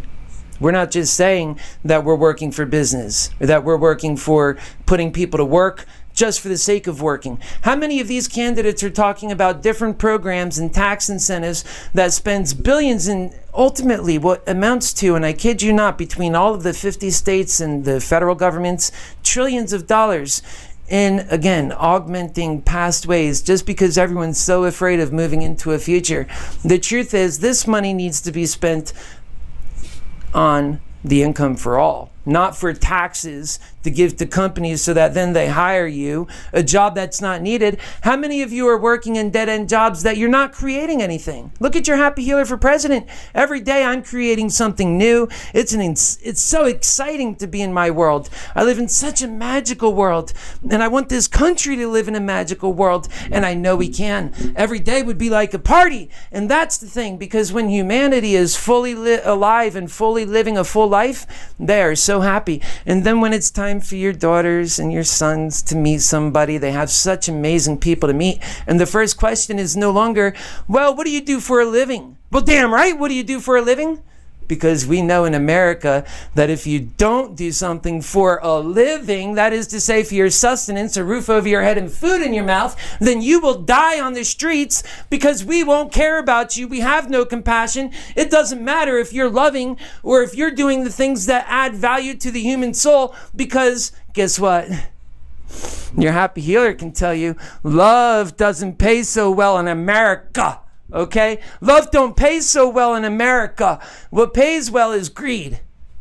That's why we have to get away from our greed, and we can't say, no, we're hanging on to our greed. We love our greed so much, even more than our children. We'll just set off our entire futures just for that greed. We'll continue giving all these tax incentives to employers. We give them $1 trillion, and then they give you $500 billion in jobs. You got to work for that too, by the way. Are you kidding me? And this is making sense.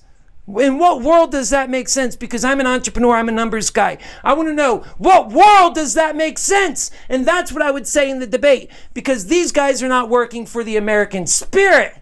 They're just working for the American greed. And I'm tired of seeing it as one of you. So tired of seeing it. And so now I would like...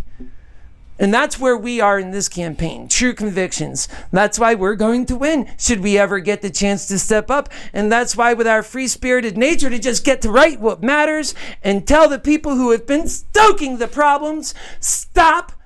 We're here. We have a sense for what's right. We choose love. We choose unity. So take a breath and let's get to work for the American people.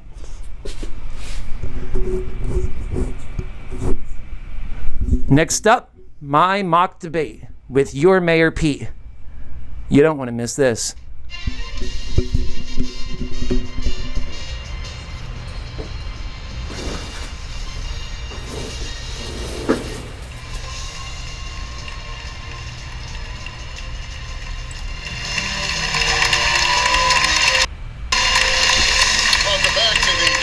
Presidential debate from the Arts Center in Miami. As we continue the questioning, we want to bring in more members of our team. So let's turn it over to Chuck Todd and Rachel Madden. Well, Rachel, I had a dream that we've done this before. No, This didn't happen. the first time. Definitely first time. Thank you, Lester, Savannah, and Jose. Let's quickly recap the rules one more time. 20 candidates qualified for this first debate. We've heard from 10 of them from last night. We're hearing from 10 more tonight.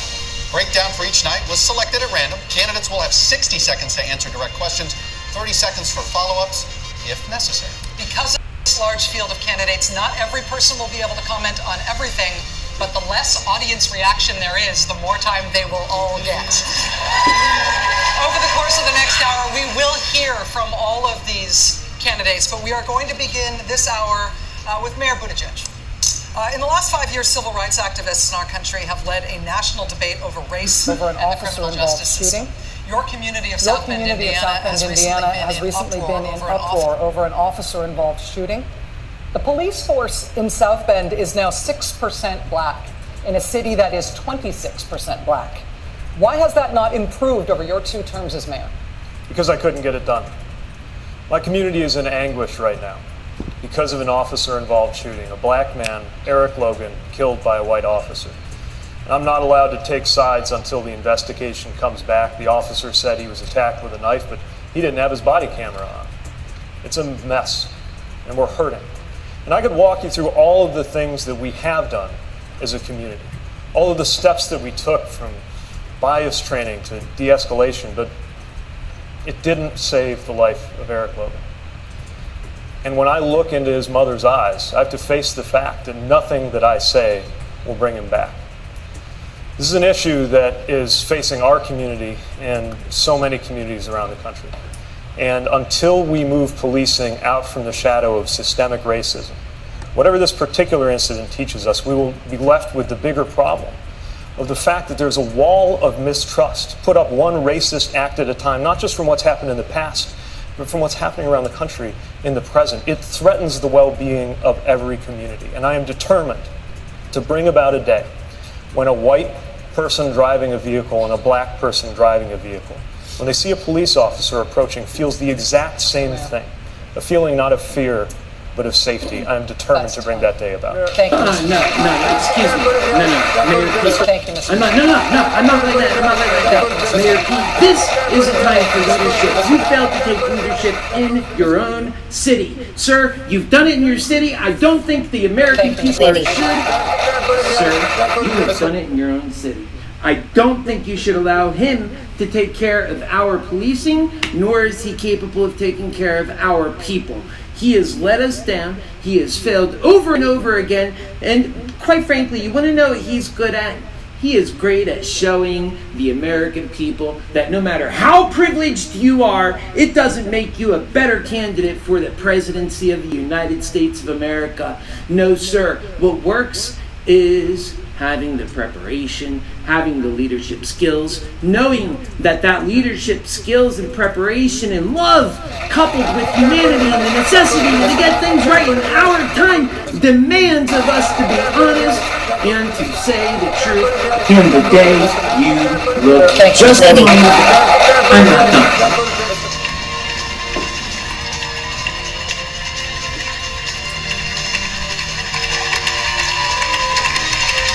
You're a disgrace, Mayor. That's what you are. You say you can't handle the situation in your own city because you are the mayor and you can't take sides. Well, it takes leadership to be able to talk to people, and you lack that leadership. That's the problem, Mayor. You don't have a single strong bone in your body, and that's why you failed when the moment to lead came. You failed, and now you want America to give you that same moment? I think not. Over the Happy Healer's dead body, sir. You failed to have leadership, and now you want to say that you couldn't do it because you were mayor. That is a cop-out, and I'm calling a cop-out when I see a cop-out, and you, sir, are a cop-out, and we're just going to call you the way we see it. You're not Mayor Buttigieg or Buttigieg or whatever you want to call yourself. You're not even Mayor Pete. You're Mayor Gay Boy. Let's face it, that's why they're chasing you. That's why they're supporting you, Mayor. You punk! You stinking punk! How dare you do that to me? I'm so much more the man than you will ever be. I will duplicate. I will annihilate. With ideas you never heard of! Get out! Further, I'm not finished. Further, and moderator, just a moment. I'm not finished. Just a moment. Further. Folks, the moral of the story here is elect people who care about you. He was right. Elect people who care about you. And you know what? That's so funny, isn't it? You just movie magic, right? Film magic. I could be here and there and everywhere at the same time. Well, we need a president that could be in multiple places at one time, don't we? Because there's just so much work to be done. In fact, it's almost hard to wonder how we can get all the real dangers that we're facing. No, we don't want this running again, actually.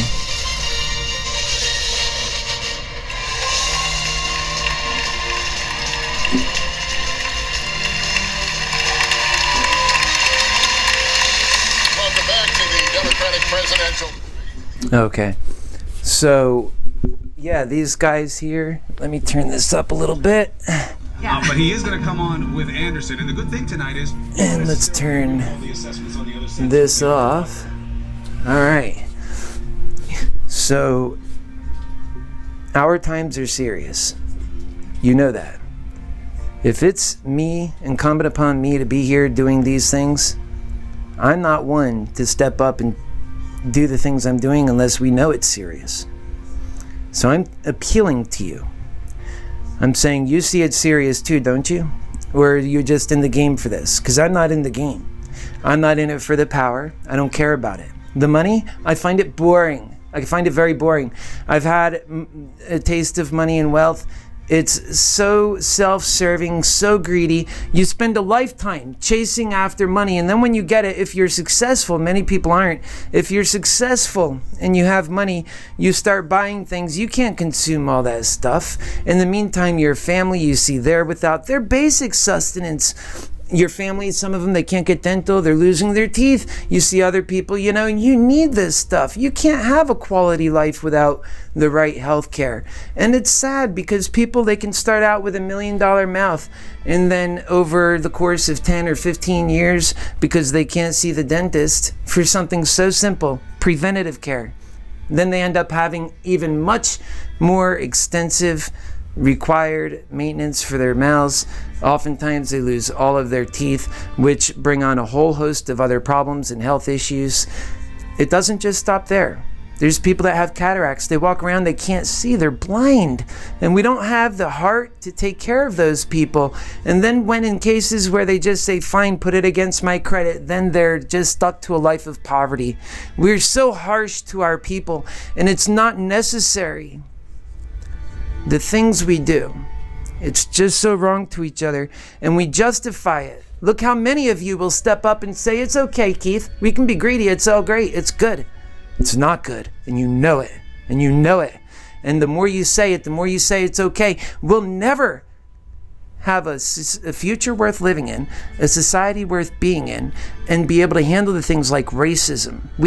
You can't be in jobs, working thankless jobs, knowing and having resentment that there's other ways to get this stuff done, knowing that your employer is getting paid millions of dollars just to give you your thankless job.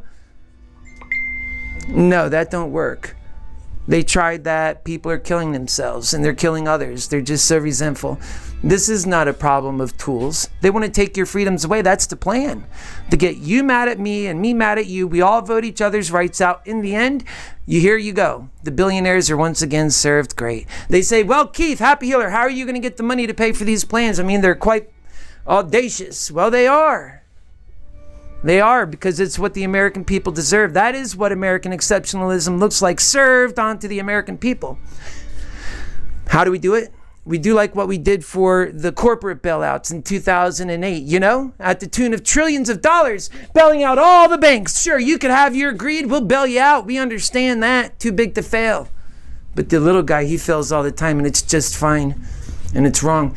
So we're going to do something about it. We're going to do, like, instead of this time taking care of the big banks, we're going to take care of the little guy, who in the end is all of us, which encompasses America and makes America stronger. Because when you invest in the human being, you add stock and value in the human being in a way that was never before. And you create a super consumer class. Now everybody can afford to participate.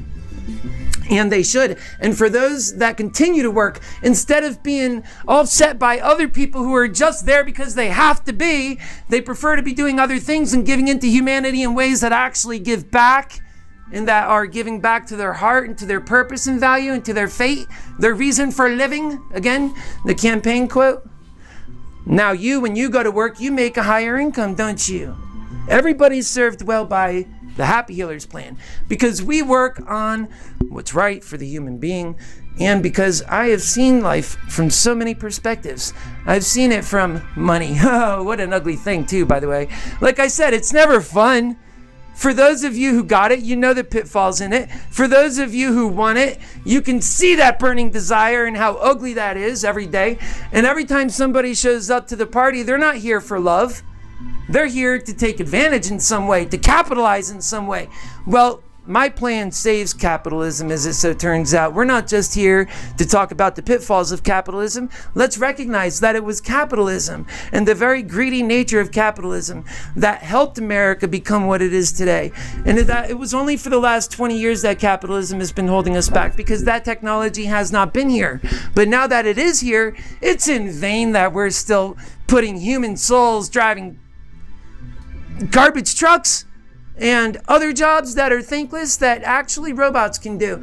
And we can take care of those people and put them back with their families and teach them about humanity and what it means to be a human being. Remember, in 1950s, one parent raised an entire family. It was supposed to go from that, they told our parents, you just keep working hard, and then later on, technology can handle it. It'll be like the Jetsons, you ain't got to worry about nothing. Well, it turns out, not only does one parent work, but now you got to have two parents. And yes, people are making much less. If it takes all of that, and it's just to have your sustenance, that is to say the roof over your head and the food in your mouth, that's it. Because over half Americans live paycheck to paycheck. And for those who can get a little bit further than paycheck to paycheck, I contend they can't do much longer than a year. Some of them that have $300,000 and $400,000 put aside, maybe they can get to 5 years. It's not cheap being alive, especially when you're focused on trying to chase that greed, because it's a trap. It's a trap. That's why the way we do this is we take care of humanity. We say, this is what we must do. And then when humanity is backed by capitalism, a beautiful thing happens. Then you have virtually all of humanity pushing it forward. And that's the way we succeed. That's the way we rise everybody's tide. That's the way we take care of humanity now. That's how we solve these problems. And they want to talk about jobs, jobs, jobs. Really, what we should be talking about is security in our future and how do we solve the major issues, such as the threats of our times that they're talking about but have no solutions for, have no unity to get anything done, just more war. Those threats, they talk about the environment being a threat in 12 years. How are they going to work their way out of that? They're not creating the unity in order to get the job done. You can't get anything done in America without a unity. And they're not. Okay, then you have over here Harris. She's a prosecutor. I don't trust prosecutors. I've seen what they do. They will take an innocent person and destroy their life just so it puts a feather in their cap. And because they're so eager for that feather in their cap, because it's just another form of greed. It's not serving the human spirit. It's serving themselves. And then how many people, I want to know, did she put away that was innocent? Because we have a big problem in this country. And so here's the problem. When you have such a greedy, backwards society like we currently have, we have to get to a better way of doing things, put humanity over capitalism, take care of humanity. We do that through an income for all, through getting people covered, their education. We start teaching young, we never stop teaching. We care, we have institutions that just back the human being. Not everybody needs help all the time. There's some times when I can help 20 people all at once. I'm a strong guy. And then there's other times when I myself need help. That's what a human family is. And we are an interdependent species. Don't ever let anybody try and talk you into believing that, oh, well, you made your own success. Everything is just you. Oh, what? Your employees didn't play a role in that? Your family, your wife, your kids, your whomever that you have, whomever is your role. They didn't play a role in that? Yes, they did. We are an interdependent society. When you get on the roads and drive, those are roads that other people help build. When you shop, when you get on the internet, people service those lanes. We actually are so interdependent on one another.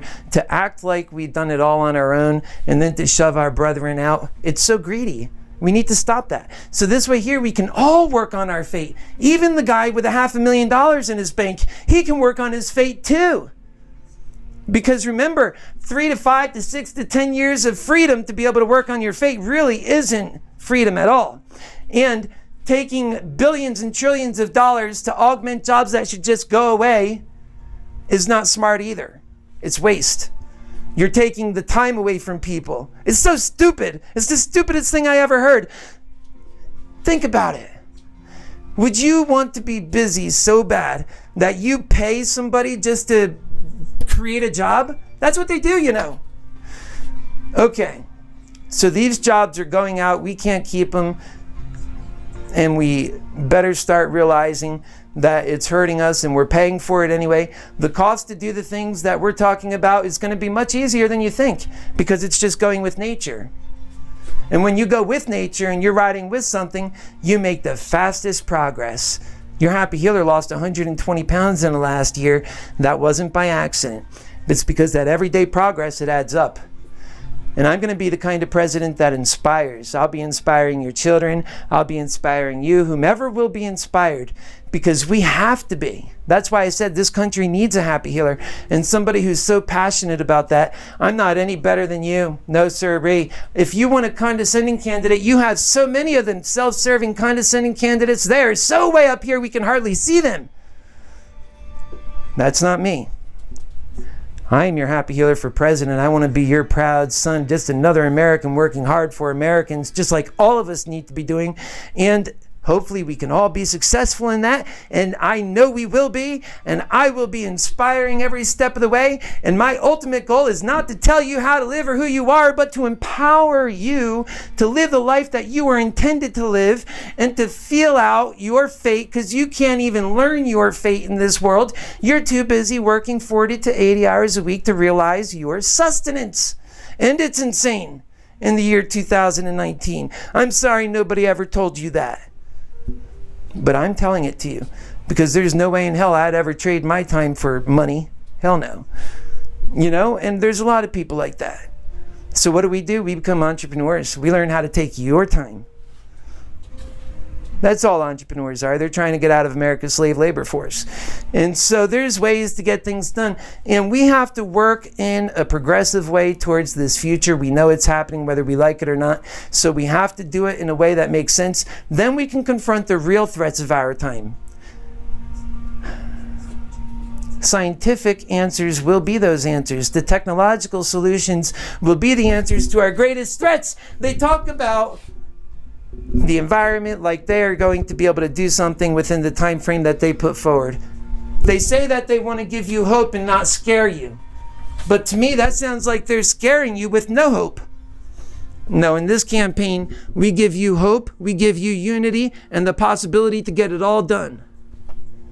All right, folks, you owe it to yourself. The time now is 11:30 p.m. I went on for, and you guys are sticking with me strong too, and I love it. And you guys have to be a part of this campaign, and clearly you're liking what you're hearing. So here's what you really need to do.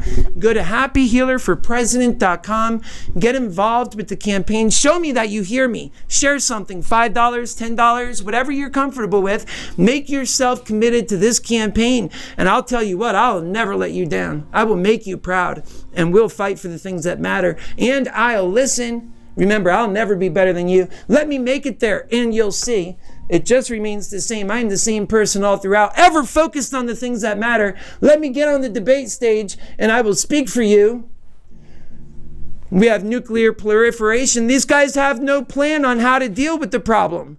And it just becomes more grave as each year passes and nothing is done. So dangerous. So reckless. And they do it over and over again. It's so wrong. We're not going to accept that. We're going to be the ones to say, we can change. We start with ourselves. We get unbiased about it all. We love our neighbors. We realize that the disunity is fake and that what's real is the war against us. We realize that if we're to solve the real threats such as nuclear proliferation and the economic problems that are surely to come from our many catastrophes and many, by the way, I think on California and some different areas, we have to start thinking about the San Andreas fault line. We have to think about where catastrophes can happen and address those things in advance. Let me tell you what happens when you do that. You address a situation beforehand, then you empower the people. When something happens, it's, oh, that horrible thing that we all knew is going to happen, but it won't have the same effect that it would have had otherwise.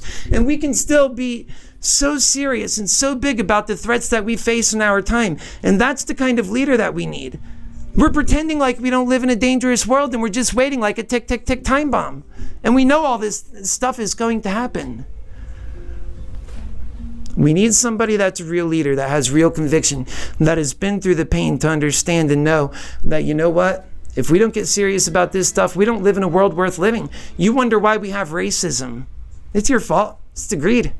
You don't want to let your greed go and you justify it, well, then you have your racism. I won't let any supporter tell me or anybody on the debate stage tell me otherwise, because they want to defend that greed. They don't want to take care of people. People are dying on the streets. They want to be so righteous and allow people to come in through the borders, just open borders. More and more people coming in. Well, those at the bottom, they know it's wrong because they're the ones dying and suffering without health care, without teeth, without dentist care. They don't have nothing.